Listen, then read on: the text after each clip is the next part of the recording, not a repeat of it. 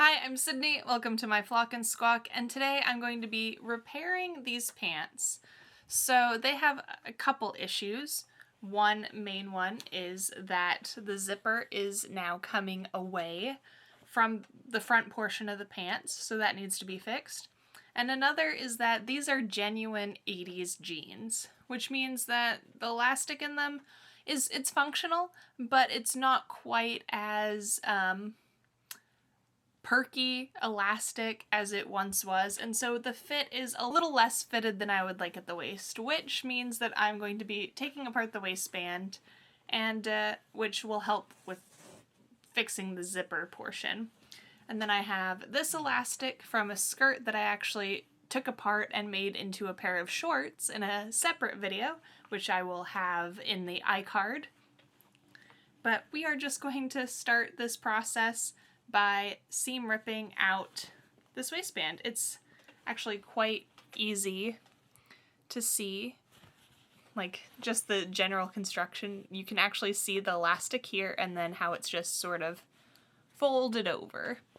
But these are a pair of acid washed JCPenney, I believe, jeans. Cherokee jeans is what the brand name is, but you can just faintly make out the logo and that it's US cotton.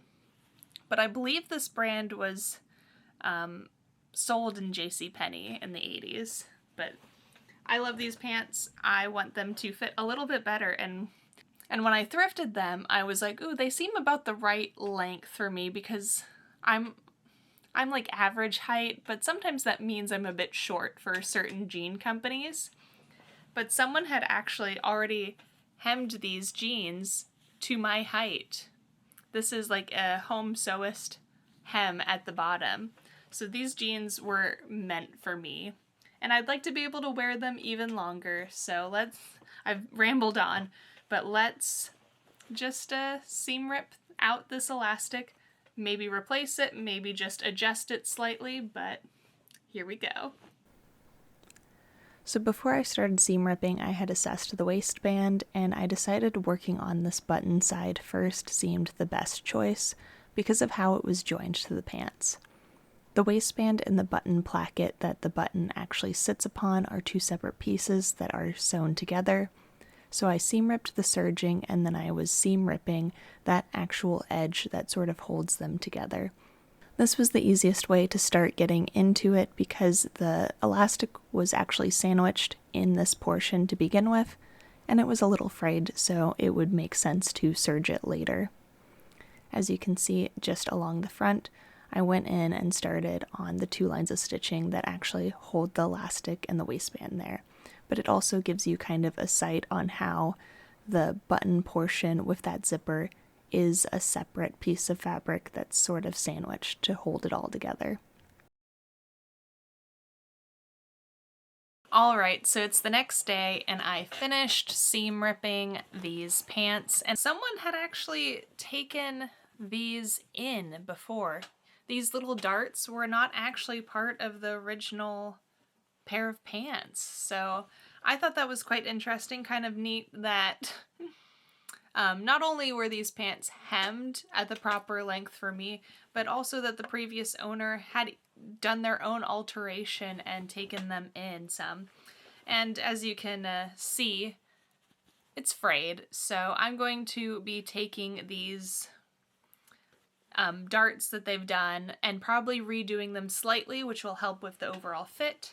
And then you can see where they had just patched the elastic back together without having to take all of it out. Now I did some seam ripping in this buttonhole area, which I will need to be able to do a clean fix of the zipper. It doesn't really matter that much to me overall, but and then the elastic was included in the buttonhole, which I will likely be mending by hand. But I got it to this point and decided, you know what, the elastic goes all the way through to this end. I'm just going to cut it. So we can fix the zipper, we can fix the fraying darts, as well as going through and replacing this elastic. So this elastic that I have is actually wider than what was in the pants originally. It's still going to be hidden on the inside, so I don't think there's any cause for concern. The only thing would be if I need to adjust the length of my elastic. This elastic doesn't seem that bad overall, but it's just, it's a little worn out. You can kind of see that it's rippled more so than this. So I'm just going to get right into it and take out this elastic. So like I'm showing here, you can see that the elastic is actually underneath where the buttonhole was sewn in. So we are just going to snip that elastic out so that way we can fully replace this.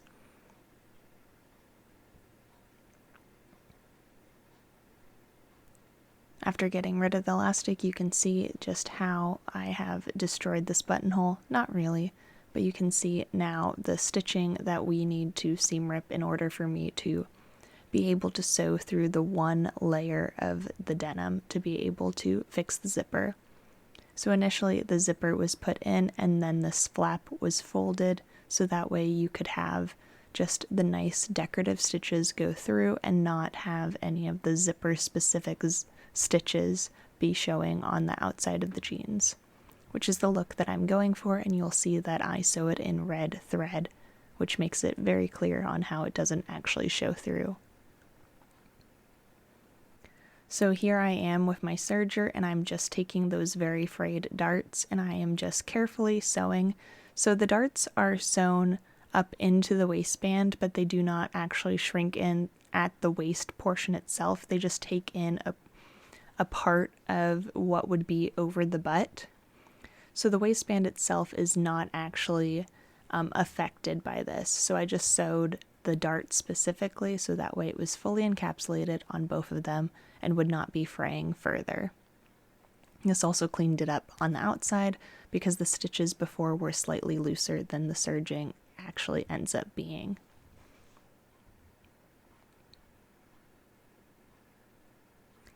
Here you can see I also serged where the button side is, just cleaning up that edge. It was originally serged, so when I took it out, I just wanted to make sure that it was cleaned up. Then here you can see me just carefully getting the zipper side under the one layer of fabric under the sewing machine so I can reattach where the zipper was starting to pull away. I went over this several times just to make sure that it was fully secure, and I sewed across the top, which you'll probably get a better view of later when I actually show off the stitching. And here you can see the inside, the red stitches, and that it does not peek through on the other side, and that the zipper is now secured. As you just saw, I sewed the zipper back in. I backstitched a few times. I made sure it was very secure, and I was very careful just pulling this back so it would not show through on the front. Now, these two lines of stitching, which is probably hard to see on camera at this very moment, but there's two lines of stitching that go on this portion here that are visible straight through, and that secures this little front zipper flap and then gives like the little detail of the fly. So I went through my threads and everything, and I found this yellow that feels like it's pretty close to what I need for the jeans. And then off camera, I used this embroidery floss, which isn't quite the right color, but I sort of went through and I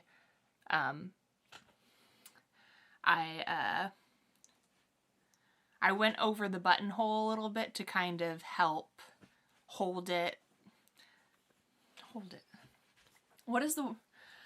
I went over the buttonhole with this embroidery floss to secure it, to help with the edges, because this, when you sew a buttonhole, you sew on either side and then just have a little slit in the middle, and because I had seam ripped, I had taken a lot of that thread off, so I just went through and I added some stitches to reinforce this buttonhole. Reinforce is the word I was looking for. So now that I have that, I do have a bobbin here, but it's not for the machine that I'm using. So I'll have to wind a bobbin with this thread, and then we can sew these 2 lines of stitching, and then we can just pin in our elastic. I'm not going to make any size alterations. I initially thought maybe I would, but I'm just going to make sure that the elastic fits and works with this project, and then I can always go in like the previous owner of the pants did and take it in or adjust these at a later point. I'm just going to make sure that the elastic is slightly too small so that way it has a natural little sucking in. But that is where we are at. As you saw, I had serged some edges. I reinforced their darts that they had done, serged those. So yeah, I think it's just changing out my thread and then doing the stitching here, pinning in the elastic, and then doing the 2 lines of stitching. So let's just get my bobbin wound and do that and see how it goes. As you can see here, I'm winding a bobbin of the yellow thread that matches for the pant seams, and then I'm just putting it in my machine and rethreading so that way I can use this for top stitching as well as securing the elastic. I just went over the crotch seam to do the 2 lines of decorative stitching that it originally has. This also holds the front flap of the zipper together. You don't actually sew through the zipper portion at all, but that flap that it is on is now secured, and I did adjust my stitch length to better match the original, but my thread is not quite as thick. You can see here better the stitching that I performed. Now for the elastic, my trick is that I fold it in half, and then because these jeans have a very specific center back that you can very easily see, I started at that point and pinned it in, so that way I could have it secured, so that way when I pinned it, it was evenly across the entire portion of the garment. I recommend folding your elastic for any project and lining it up with the center of whatever you're working with, center backs, center front, and then working your way for whatever side or additional marking points such as quarters and that sort of thing, so that way everything is even. You can see here I'm tucking this edge in and pinning it like this, sandwiched, which is how the original was originally constructed, and I'm just doing that here and going to make sure that everything is secure. I go ahead and pin the other end as well as just pin around the general garment so that way everything with the elastic is evenly placed, and that way when I sew I stretch out the garment a little so that way the elastic is appropriately stretched as well and everything cinches in together. I struggled a little bit with pinning because obviously the elastic is a little finicky trying to get it up in where it needs to be. And then one of the hardest parts about sewing is actually getting your project under the machine in a way that you like. So first off, I secured the edge with the button. As you can see here, it's not quite perfect, but it is secured and it's not really going to be noticeable. And then I always like to trim my threads as I go along. Next is actually getting the waistband underneath the presser foot to try and sew my 2 lines of stitching. I wanted to make sure that I kind of got where the original stitching was, and then I just carefully started sewing, stretching my project out like I said, so that way it would be perfectly even with the elastic underneath. And luckily for me, you can actually tell where the original stitching was due to the acid wash of these jeans. You can see kind of a line of where they were.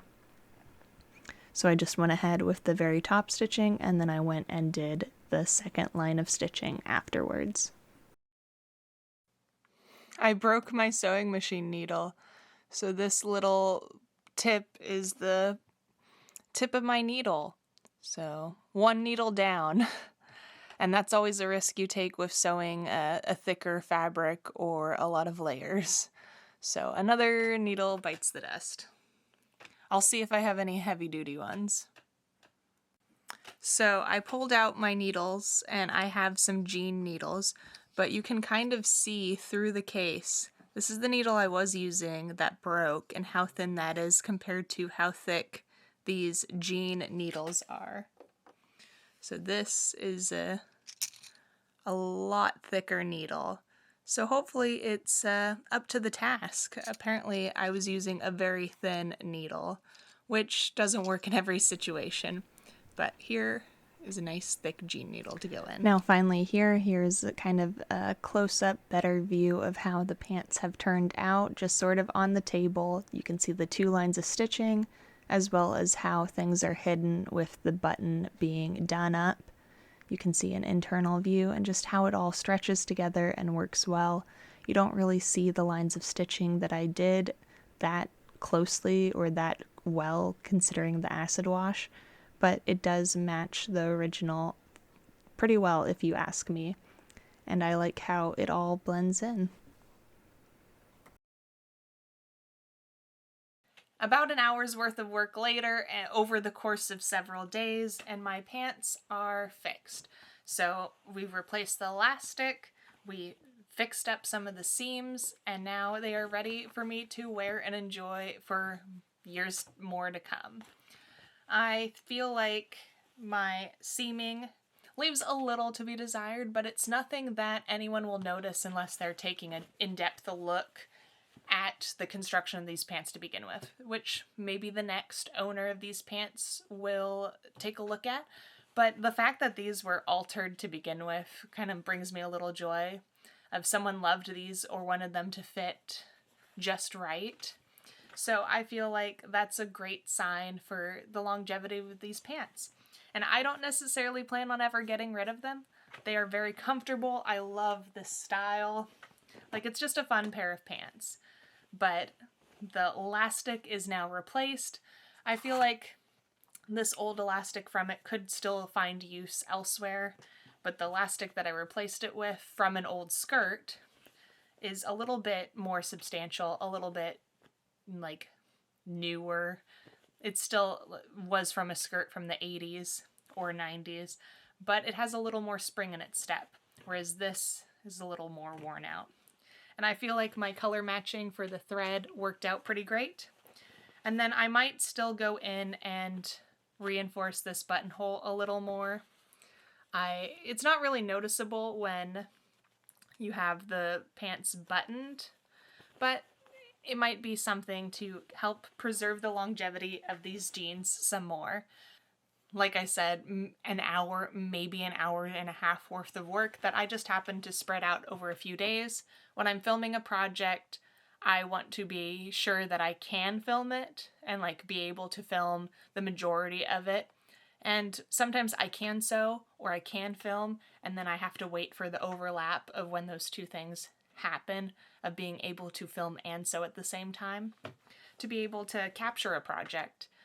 Some of my projects I can work on off camera more. Others I wait and make sure that I can film as much as possible. And these I wanted to kind of film and show you such a simple project that will bring a lot more wear and life to these jeans. And I hope it inspires you to do a minor repair of your jeans. Now don't get upset at me if it's not this straightforward. These jeans were luckily constructed in a very straightforward way that was easy to alter. But thank you so much for watching. I hope you flock and squawk again with me sometime. I hope you enjoy this project. I do crafting, vlogs, food, all here on my channel. And I post almost daily on Instagram. So thank you so much for watching. I hope you flock and squawk again with me sometime. Bye!